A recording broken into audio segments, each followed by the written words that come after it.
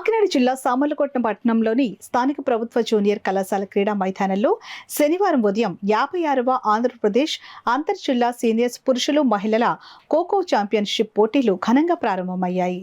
ఈ పోటీలను రాష్ట్ర కార్మిక సంఘం అధ్యక్షులు దౌలూరి సుబ్బారావు, సామర్లకోట మున్సిపల్ చైర్పర్సన్ గంగిరెడ్డి అరుణ కృష్ణమూర్తులు రిబ్బన్ కత్తిరించి ప్రారంభించారు.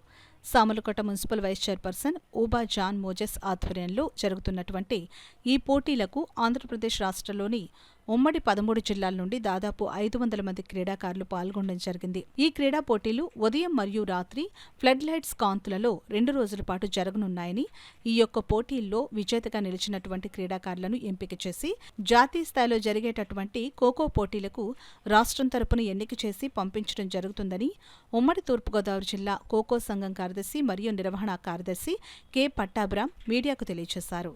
ఈ కార్యక్రమంలో కేటీసీ విద్యా సంస్థల అధినేత S Praveen Kumar, ward councillor Palika Kusuma Chantibabu, assistant కార్యదర్శి ఓబా కెనడి, రాష్ట్రంలోని వివిధ ఖోఖో జట్ల కోచ్లు, క్రీడాకారులు పాల్గొన్నారు.